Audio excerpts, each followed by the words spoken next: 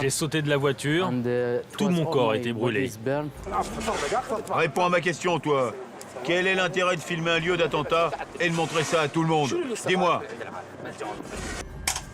Sécurité, full auto, coup par coup. Quand la situation exige l'utilisation de nos armes, bien sûr on les utilise. Le danger ici, c'est Al-Qaïda. Moi, je veux plus vivre. Ma vie a été détruite par la mort de mes 5 fils. Si les terroristes vous attaquent ou vous résistent, vous avez le droit de les blesser ou de les tuer.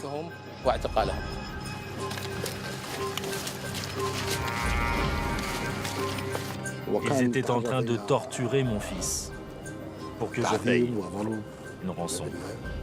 Il prie, il tue des gens, surtout les chrétiens. Est-ce que tu as fait d'autres attentats? J'en ai fait plein d'autres. Je suis irakien, c'est une campagne irakienne et je suis contre le terrorisme.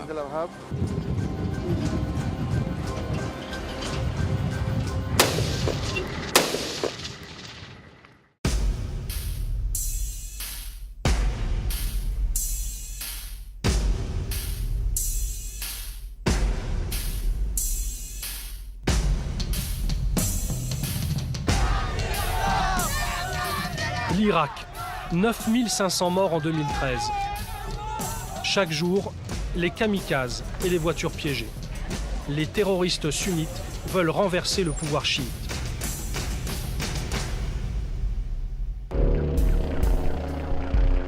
Ce qui frappe en arrivant à Bagdad, c'est le nombre de barrages sur les routes. L'armée, la police, les milices, impossible de circuler sans être contrôlé. Nous sommes sur la route de l'aéroport, l'une des plus dangereuses d'Irak. Sur ce parking, où il est strictement interdit de filmer, ces taxis un peu particuliers, les voitures blindées des compagnies de sécurité. Thierry est le directeur des opérations de l'une d'elles, un ancien des commandos de marine. Les risques ici sont les risques inhérents à tout déplacement dans Bagdad. Ce sont les car bombes, les sticky bombes, les IED, c'est-à-dire tous les engins improvisés explosifs. C'est pour ça qu'ici on se met en open air. Avant on se mettait sous la protection du préau, mais ça a explosé. Et combien de morts?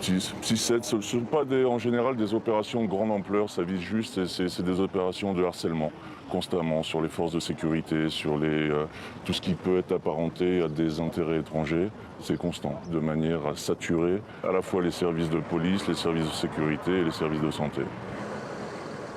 Ça, c'est une Kalachnikov, c'est une Zastava en fait, une Zastava M92, c'est yougoslave. On a tous à peu près ça, un peu plus long, un peu plus court. C'est porté en condition 2, c'est-à-dire non chambré, non armé et approvisionné, chargeur garni. Il a combien de chargeurs là? 3. Le client arrive. Il reste plusieurs jours à Bagdad. Pour aller au centre-ville en blindé, 1 000 € les 20 km. Il souhaite aussi une protection rapprochée, 2 500 € par jour. Le client, c'est Loïc, responsable de la sécurité d'une entreprise française. On organise un training sécurité pour nos employés. On a été victime d'un incident sécuritaire assez important il y a quelques jours. Je pense que c'est quelque chose de relativement classique à Bagdad. C'est un de nos collaborateurs qui a eu un engin explosif accroché sous sa voiture et heureusement ça a explosé quand il n'était pas dedans. Donc on ne sait pas si c'était voulu que ça explose une fois qu'il était sorti ou si c'était simplement une défaillance du système. Et donc on a jugé utile de faire une petite session de sensibilisation avec notre partenaire local. Donc là le but de la formation c'est un petit peu de leur expliquer qu'est-ce qu'ils doivent faire et qu'est-ce qu'ils peuvent faire pour vérifier que leur véhicule n'est pas piégé avant de le prendre le matin quand ils partent au boulot. C'est certain que la situation sécuritaire est un frein aux activités et on n'a pas beaucoup d'employés qui acceptent de venir à Bagdad toutes les semaines pour des missions de business développement comme dans les autres pays du monde. La formation anti-attentat a lieu dans un endroit ultra protégé. Mur anti-explosion et garde prêts à tirer. Nous entrons au Centre français des affaires qui aide les entreprises françaises à s'installer en Irak. Yasser va animer la formation. C'est un miraculé. J'étais juste avant un barrage de police, à 500 mètres à peu près. Et là, j'ai entendu une énorme explosion à l'intérieur de ma voiture. À ce moment-là, je ne comprenais vraiment pas ce qu'il se passait. Je croyais qu'une voiture piégée avait sauté à côté de moi. Je n'avais pas réalisé que c'était une bombe placée sous ma voiture.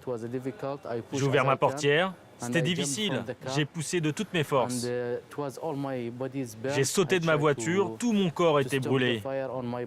J'ai essayé d'éteindre les flammes sur moi en me roulant dans la poussière. Je voyais la police au loin. Elle restait au barrage. Pas un policier n'est venu m'aider. Ils n'ont même pas appelé d'ambulance. Je les appelais, mais ils ne venaient pas. Ils avaient peur de moi. Heureusement, un civil de 40-45 ans m'a dit « Allez, viens, monte dans ma voiture, je t'emmène à l'hôpital. » J'étais blessé partout.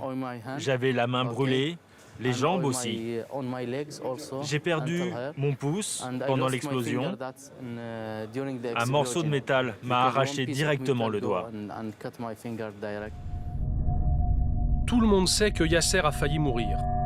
Lorsqu'il explique comment éviter un attentat, on l'écoute attentivement. Les terroristes mettent souvent les bombes dans un paquet en carton, dans des colis ou dans une enveloppe envoyée à l'entreprise. Donc, soyez toujours très attentifs au courrier.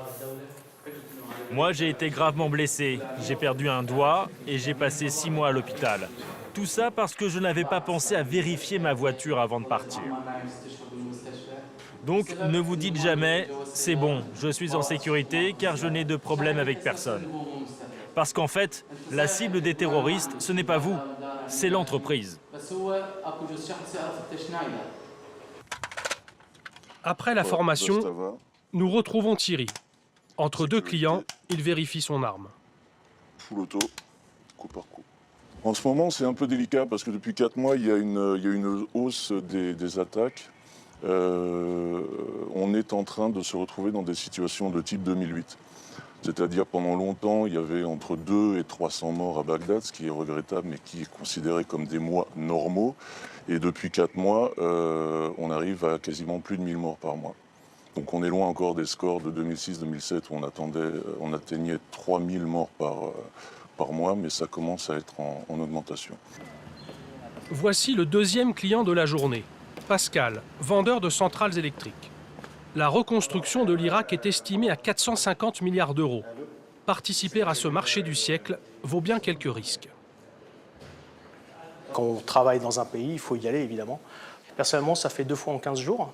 On essaye de faire en sorte que les déplacements soient les plus courts possibles. On sait qu'il y a 30 morts par jour actuellement, donc on a des mesures de sécurité drastiques. Personnellement, je ne dirais pas que j'ai peur, parce que je sais que ces mesures sont bonnes.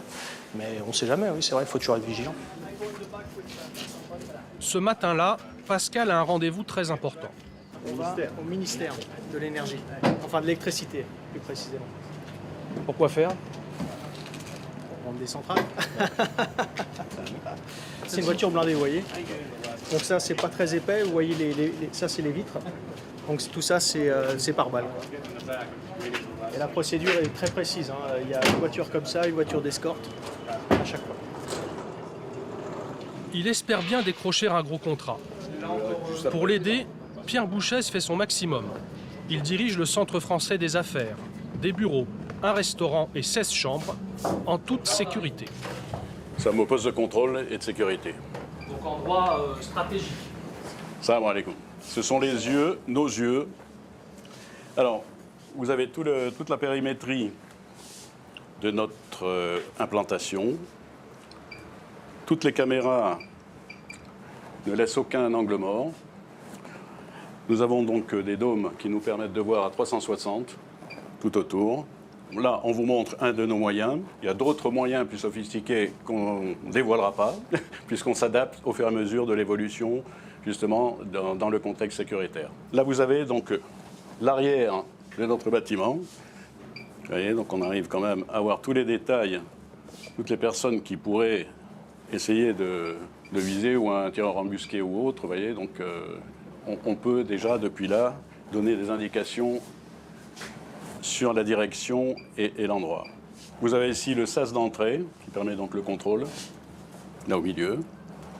Les portes ne s'ouvrent que si le contrôle est bon. La vidéosurveillance permet d'analyser le mode opératoire d'Al-Qaïda. C'est la première fois que cette vidéo est diffusée. Gros plan sur ces deux hommes. Ils arrivent tranquillement à pied. Ils s'approchent d'un poste de police, ils le contournent et ils abattent froidement un policier. Ce minibus blanc les évacue. Quelques minutes plus tard, les renforts arrivent. Les policiers se précipitent, armes à la main, à la recherche des terroristes. Et soudain,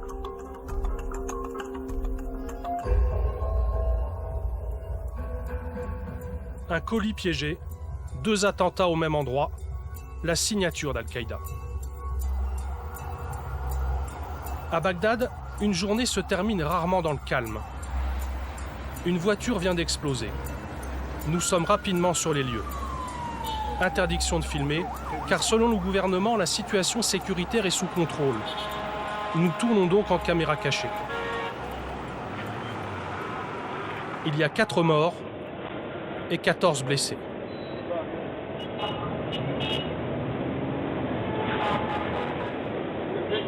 Nous profitons de la nuit tombante pour franchir plusieurs barrages militaires.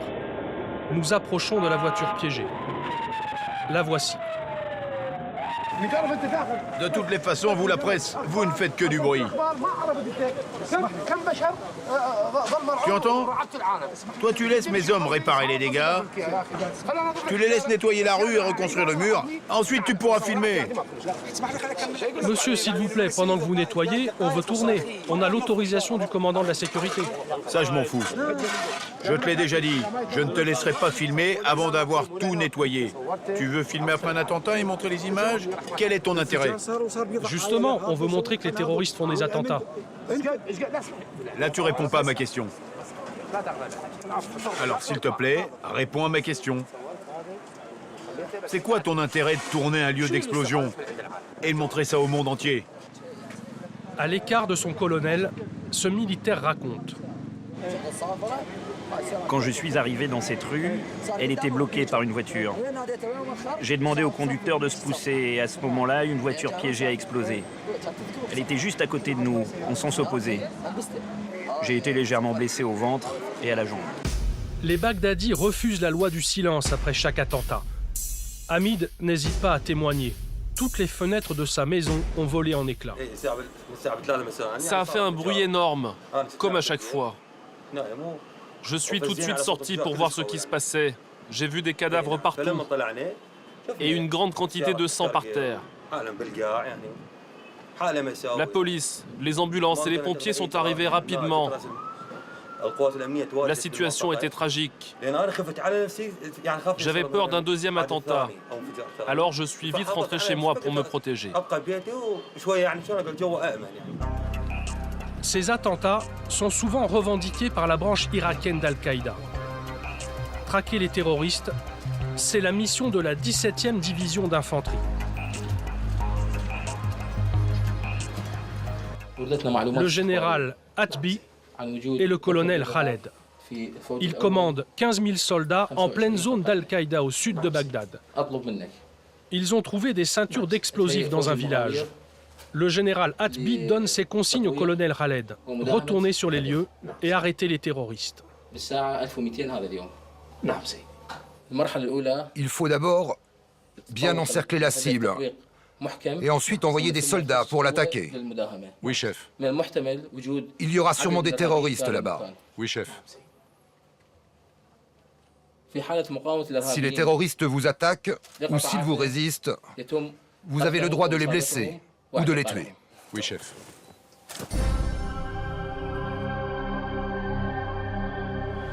Le convoi se forme. Une quinzaine de blindés. En 6 mois, le colonel Khaled et ses hommes ont tué 12 terroristes. En représailles, 11 membres de sa famille ont été exécutés. Il refuse d'en parler, préférant rester concentré sur sa mission.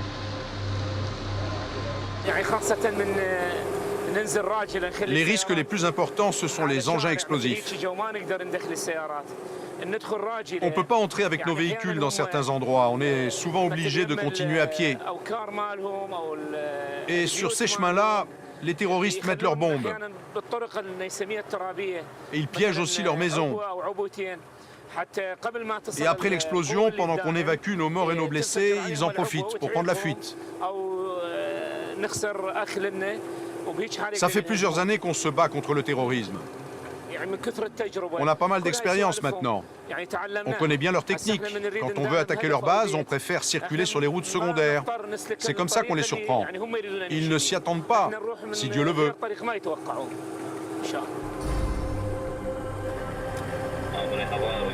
Le convoi avance à découvert. Cible idéale pour des lance-roquettes. Les blindés s'arrêtent. Les soldats descendent. Ils nous montrent ce cratère noir au bord de la route. C'est ici qu'ils ont enterré la bombe pour qu'elle explose au moment de notre passage. La semaine dernière, Haider, l'un des leurs, est mort sur place, le corps déchiqueté. Au moment de repartir, au loin, plusieurs hommes s'enfuient.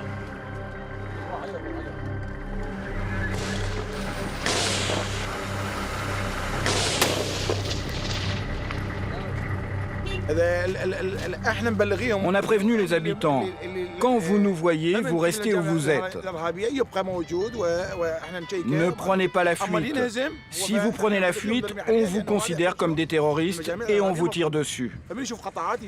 Quand les terroristes voient notre convoi, ils s'enfuient parce qu'ils savent que leurs noms sont sur notre liste de suspects.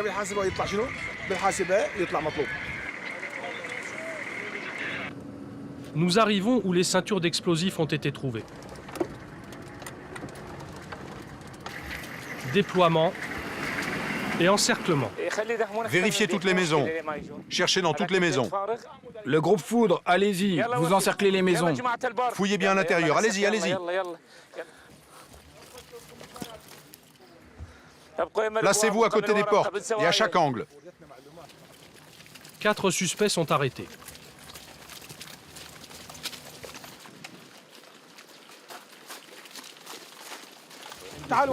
Lieutenant, prends le groupe Foudre avec toi et fouille la deuxième maison.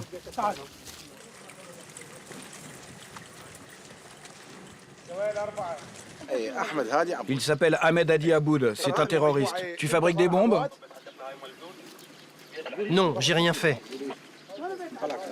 J'ai rien fait. N'aie pas peur. Tu fabriques des bombes? Non, je n'ai rien fait.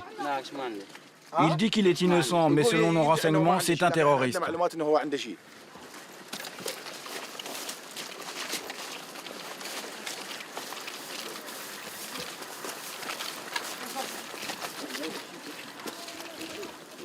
Le colonel dit que je suis un terroriste. On va vérifier son nom. Si on ne le trouve pas sur la liste des suspects, on le libérera. Je suis suspecté de terrorisme. Tu fais quoi comme travail? Je suis fermier, tout va bien. L'armée est là pour protéger les gens. Quel est son nom? Omar Hadi Yacoub. Et l'autre? Ahmed Hadi Yacoub. Chef, leurs noms ne sont pas sur la liste des suspects. Mais le troisième, là, Abrahim Arak, il figure bien sur la liste. Celui-là est suspect, les autres non. On va leur présenter nos excuses et on les laisse partir.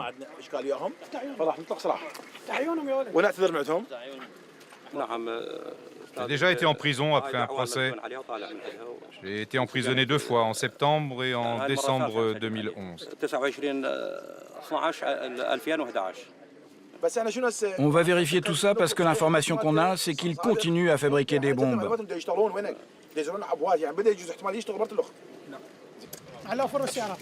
3 suspects sont relâchés.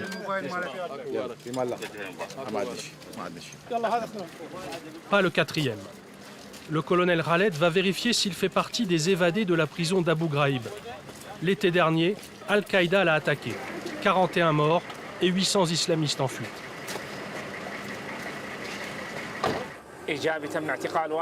Aujourd'hui, les résultats sont bons. On a arrêté un suspect. Il va avouer, il va nous donner des renseignements sur son groupe, sur ses collègues, sur les bombes et sur les armes, sur les munitions qu'ils utilisent.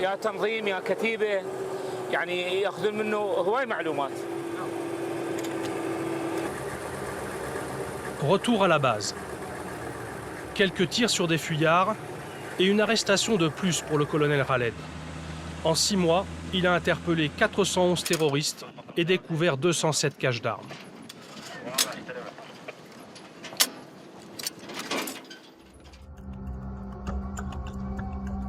Nous quittons les zones sunnites d'Al-Qaïda pour le fief chiite de Sadr City. Les chiites représentent 60% de la population. Sur ce marché, en septembre dernier, un attentat a fait 150 morts et 200 blessés. Parmi eux, Ali. Il a perdu 7 de ses amis. Quand je me suis approché de la tente, la première bombe a explosé. L'explosion a tout détruit. Avec d'autres personnes, j'ai couru vers la tente pour évacuer les blessés. Et c'est à ce moment-là que la deuxième bombe a explosé. Un passant filme la deuxième explosion.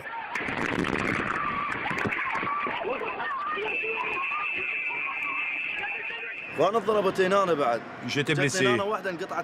J'avais beaucoup de blessures sur ma main, mes doigts, ma jambe, mon dos et mon ventre.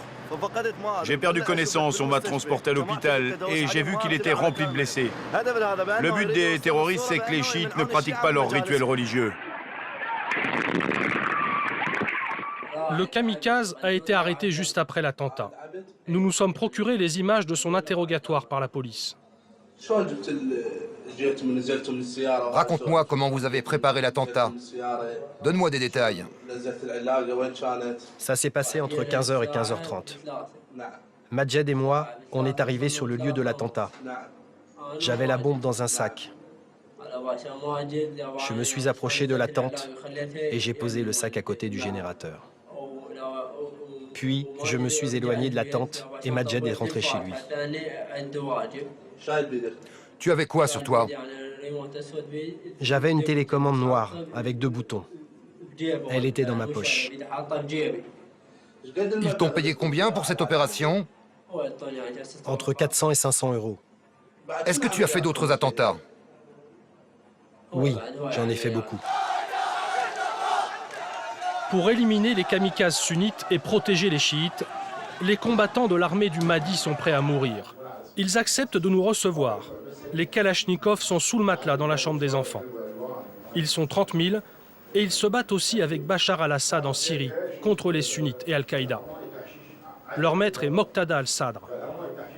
Leurs visages resteront cachés et leurs armes chargées.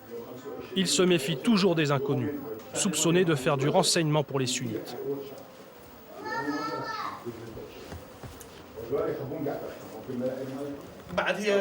Quand la situation exige l'utilisation de nos armes, on les utilise. Par exemple, quand on arrête un terroriste et qu'il nous tire dessus. Il arrive aussi qu'on remette les suspects aux forces de l'ordre. Et quand un terroriste résiste à l'arrestation? Si un terroriste résiste à l'arrestation, on utilise nos armes, on lui tire dessus. C'est légal. Il est terroriste, il ne mérite pas de vivre parmi nous. En plus, les policiers ne sont pas efficaces. Ils sont corrompus. Par exemple, le terroriste qui a fait le dernier attentat chez nous, à Sadr City, il a dit qu'il avait facilement traversé les barrages de police avec sa voiture piégée après avoir donné de l'argent aux policiers. Sous leur contrôle, nous assistons à la grande prière de rue de Sadr City. Chaque vendredi, le risque d'attentat est élevé dans ce quartier où vivent 2 millions de chiites. Les combattants du Mahdi et l'armée irakienne sont partout. Parmi les fidèles, Hammer. Il lance l'appel à la prière.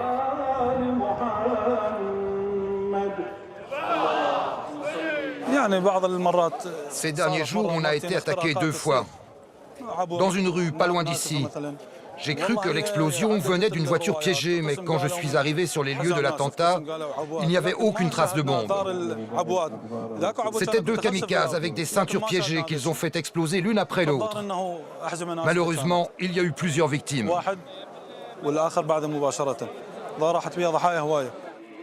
Au premier rang, Cheikh Al-Saadi, l'un des imams influents de Sadr City. Il est chiite comme le Premier ministre, et pourtant, il dénonce l'inefficacité de son gouvernement.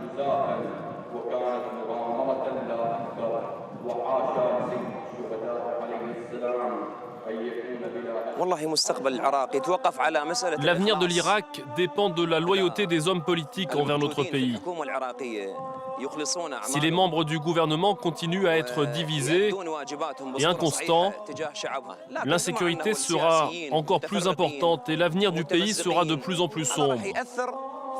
Mais si enfin ils s'unissent pour protéger le peuple et pour le bien de l'Irak, c'est une certitude, la sécurité dans le pays s'améliorera, si Dieu le veut.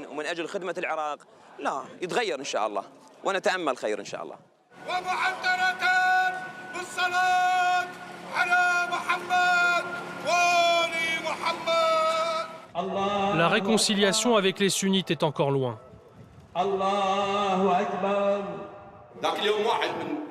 Une fois, un sunnite m'a dit « Vous les chiites, vous irez tous en enfer parce que vous n'avez pas la même croyance que nous. » Je lui ai dit « D'accord, laisse-moi aller en enfer et vas-y toi au paradis. »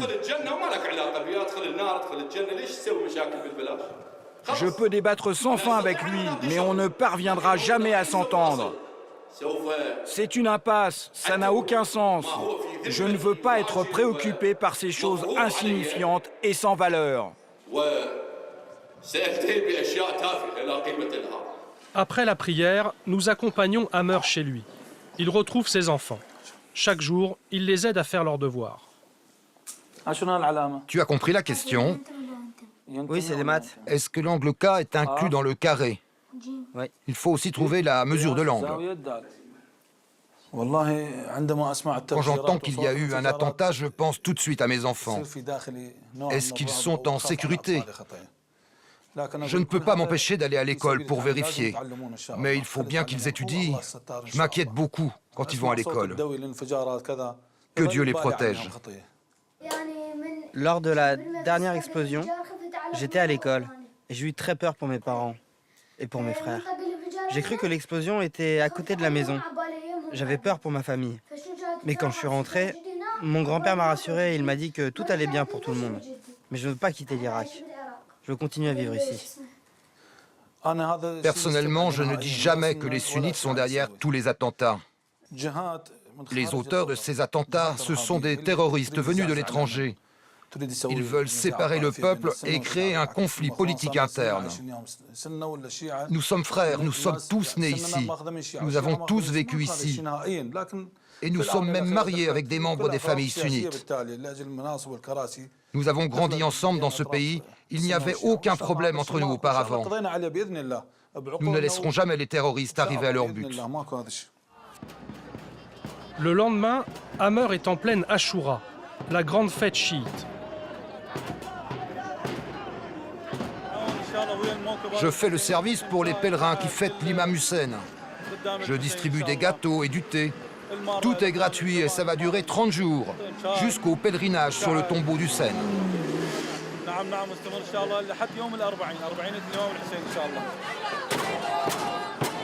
Un hommage à l'imam Hussein, tué en 680 par les sunnites. Pour l'Ashura, les chiites doivent saigner. En cette période de fête religieuse, la vente d'alcool est encore plus dangereuse que d'habitude. En vendre ou en acheter est interdit. Nous filmons en caméra cachée. Ce magasin clandestin a été attaqué plusieurs fois par des milices chiites et sunnites. Bonjour, je voudrais acheter du vin. Viens, entre. Regarde tout ce qu'on a. Qu'est-ce que vous avez comme vin rouge? Viens, regarde. On a plusieurs sortes de vins. Par exemple, on a ça. On a aussi ça. Du vin français, du vin libanais. À différents prix. La première bouteille, là, est à 12 €. La deuxième à 10. Tu veux une bouteille ou un carton? Je prends un carton de vin libanais et un carton de vin français. On trouve de tout, de la bière portugaise ou libanaise, à 1 € la bouteille. Malgré les risques d'attentats, les clients se bousculent. De nombreux chrétiens, mais aussi des musulmans. C'est pas dangereux de venir acheter de l'alcool? Bien sûr que si, mais ce magasin, c'est le seul ouvert. Je suis venu de très loin pour acheter de l'alcool. C'est pas trop dangereux de vendre de l'alcool en ce moment? Si, ils ont tué 2 vendeurs il y a une semaine. 2 vendeurs? Oui. Et l'un des 2 était un de nos vendeurs. Il a été tué il y a 2 jours.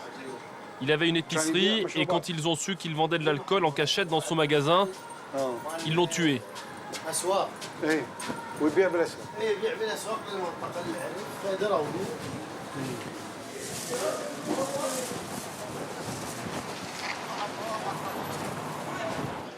Nous quittons ce magasin clandestin pour une autre cible de choix des terroristes. Le marché aux livres d'Al-Mutanabi. L'armée surveille de près ce rendez-vous des intellectuels irakiens. Pour empêcher les attentats, certes, mais aussi pour ficher les opposants qui ont l'habitude de s'y retrouver. Les laïcs et surtout les communistes. À l'entrée du marché, le café Al-Shabandar, le plus célèbre d'Irak. Toute l'histoire du pays est en photo sur ses murs. Des documents que les clients confient précieusement à Mohamed, le patron depuis 1963. On vient de loin pour parler politique, en fumant lentement la chicha ou en buvant ce thé très sucré. Au mur, Mohamed tient à nous montrer 5 photos.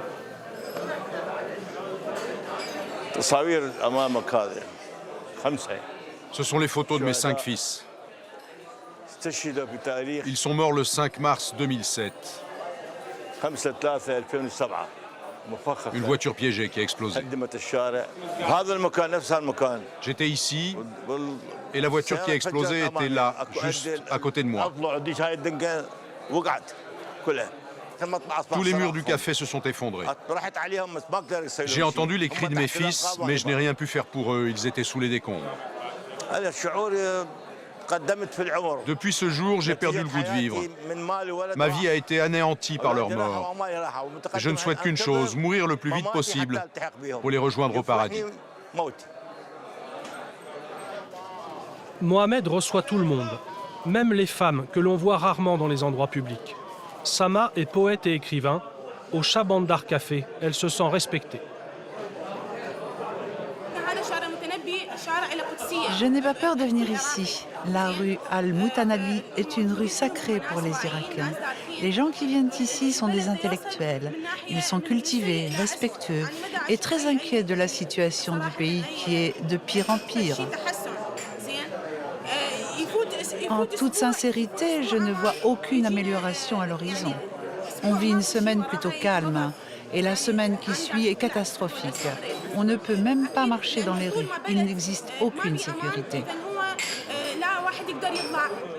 La sécurité, les Baghdadis ont du mal à comprendre qui en est chargé entre l'armée, les milices ou la police. Certains en regretteraient presque l'époque de Saddam. Avant la guerre de 2003, pour arrêter quelqu'un, la police se renseignait d'abord sur la personne à la mairie. Puis l'arrestation se faisait avec le responsable administratif du quartier, que tous les habitants renseignaient et connaissaient. Aujourd'hui, toute cette procédure a disparu, on ne sait plus qui arrête qui. C'est pour ça que j'ai remplacé la sonnerie de ma maison par une caméra de surveillance. Parce que je ne sais pas si la personne qui sonne est un policier ou si c'est un criminel qui veut me tuer et tuer ma famille. Donc je regarde avec la caméra et si je ne connais pas, je n'ouvre pas la porte. Direction maintenant les quartiers sunnites. Notre guide est dans cette voiture blanche. Nous arrivons devant un mur couvert d'impacts. Il prend de gros risques rien qu'en nous le montrant. Notre traducteur nous explique pourquoi. Très difficile de filmer ici. Oui. Ici, oui. Ici, vous voyez là, une trace d'un mortier. Le gouvernement considère tous les gens qui cherchent les traces de violence comme des choses qui sont contre le gouvernement, qui n'est pas capable de contrôler le pays. Si jamais on découvre que lui, il nous a montré ces endroits, oui. Qu'est-ce qui lui arrive? Le gouvernement, dès qu'il trouve quelqu'un filme, il cherche qui c'est qui les a amenés et il les arrête. Donc là, montrer une petite trace d'impact de mortier ici, voilà. C'est la prison. Oui. Nous sommes dans le quartier de Dora, un quartier sunnite infiltré par Al-Qaïda. Impossible d'y entrer sans protection. Notre guide est Youssouf, le chef local de la milice du Sarwa. 90 000 combattants sunnites anti-Al-Qaïda.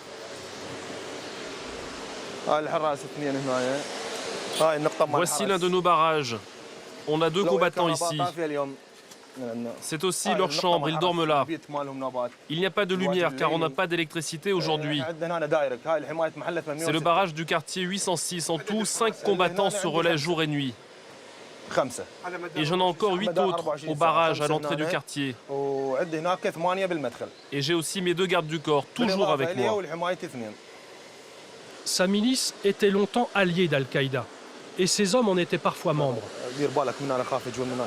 Surveille bien ce côté-là jusqu'au bout de la rue, comme d'habitude, et reste très attentif. Toi, Omar, regarde plutôt vers là-bas. Mais Youssouf et le Sarwa ont accepté de l'argent et des armes des chiites comme des États-Unis. Même s'ils sont sunnites comme eux, Al-Qaïda a décidé de les éliminer. Et ils nous menacent sans arrêt, ils mettent des bombes sous nos voitures. Et ils nous attaquent souvent, même en pleine nuit. Il y a 2 jours, dans la rue juste derrière, un terroriste a fait sauter une voiture. Toute la famille qui était dedans est morte. Contrairement au discours rassurant du gouvernement chiite, Al-Qaïda est présent partout en Irak, jusqu'en plein centre de Bagdad. Bien sûr qu'Al-Qaïda existe dans la plupart de nos quartiers. Al-Qaïda fait ses attentats bien tranquillement. En fait, personne ne les surveille vraiment. Avant, mes hommes du Sarwa étaient partout en ville. C'était impossible pour les terroristes d'Al-Qaïda de fabriquer des bombes et de les poser. Mais maintenant, ils font ce qu'ils veulent. Ils ont enlevé mon grand frère en 2007, en pleine rue, dans sa voiture.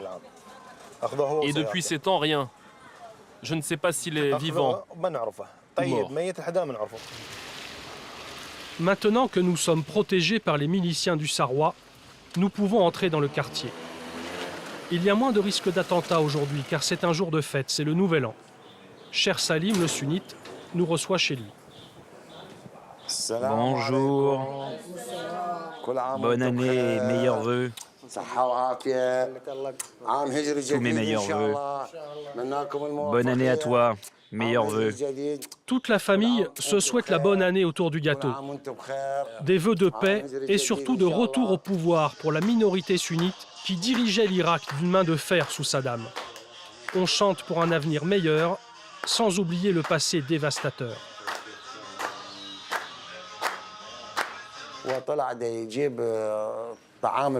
Un matin, mon beau-frère est parti acheter du pain pour sa famille. Quand il est arrivé à la boulangerie, une voiture s'est arrêtée à côté de lui. 3 personnes armées en sont descendues. Ils ont d'abord essayé de l'arrêter. Ensuite, ils ont voulu le mettre dans le coffre de leur voiture, mais il a résisté. Alors ils l'ont tué devant tout le monde avec un pistolet silencieux. Ça me fait vraiment mal au cœur quand je regarde sa photo. Il essayait d'être gentil avec les gens de la communauté chiite. Il faisait la prière avec eux dans leur mosquée. Et au final, qu'est-ce qu'ils ont fait? Ils l'ont trahi, ils l'ont tué.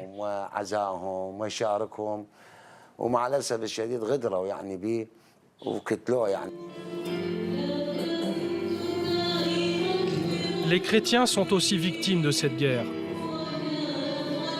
Il y a 10 ans, ils étaient plus d'1 million en Irak.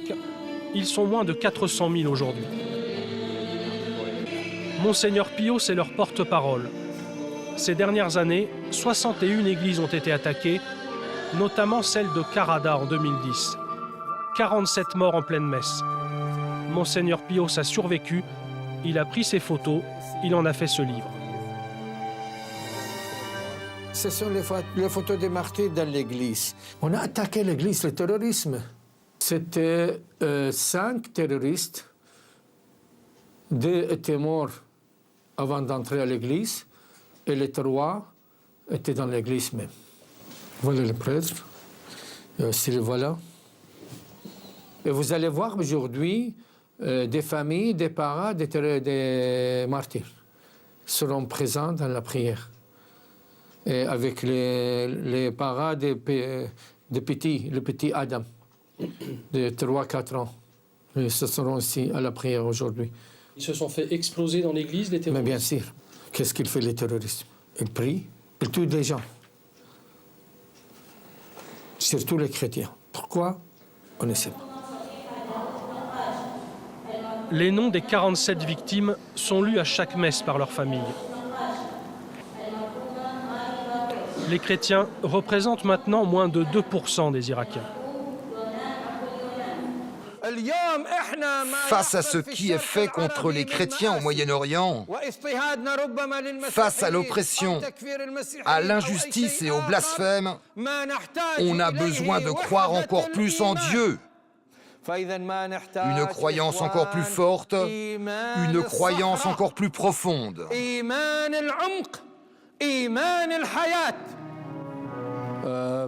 Parmi les fidèles, Jalal. Son frère et son neveu sont morts dans l'attentat.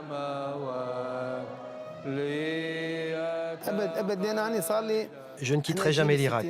Je suis né ici, j'ai étudié ici, je me suis marié ici, j'ai vécu toutes les guerres.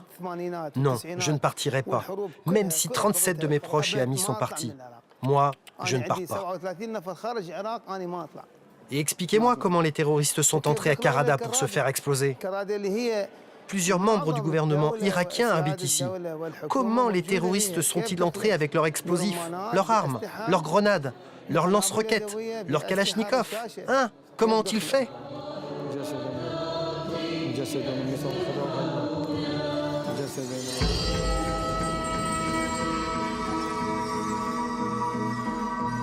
Comment des voitures bourrées d'explosifs passent-elles plusieurs fois par jour les centaines de barrages dans Bagdad?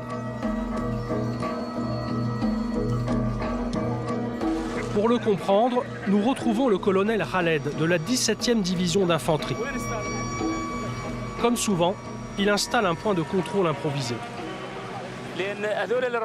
Quand les terroristes veulent faire un attentat en ville, pour faire passer leurs voitures piégées, leurs bombes et leurs kamikazes, ils ne prennent pas la route principale, ils prennent les rues secondaires.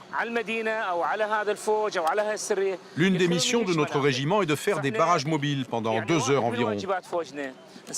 On se met dans les rues secondaires pour perturber et surprendre les terroristes. S'ils apprennent qu'il y a un barrage dans cette rue, ça les oblige à annuler leurs attaques. Et les jours où on fait ça, il y a très peu d'attentats.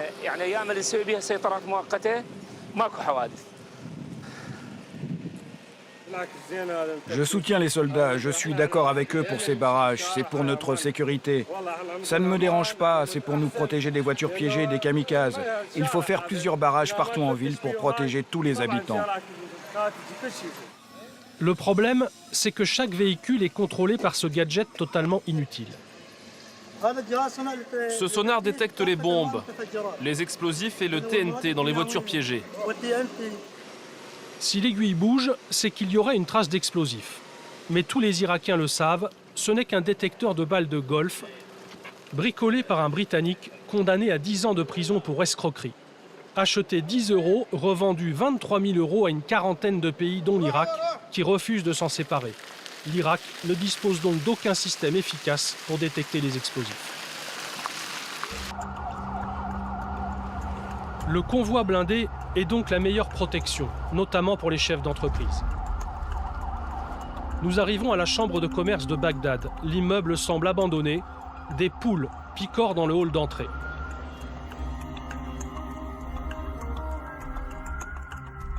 Rajeb représente 23 000 hommes d'affaires.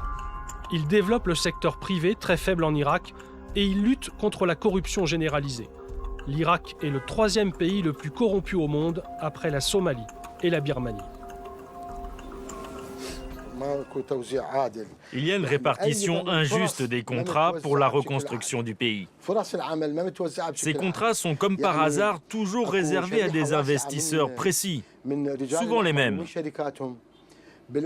Pourtant, il y a beaucoup d'hommes d'affaires et d'entreprises irakiennes capables et compétents pour ces grands projets. Mais leurs chances d'obtenir ces contrats sont quasi nulles. Ce n'est vraiment pas normal.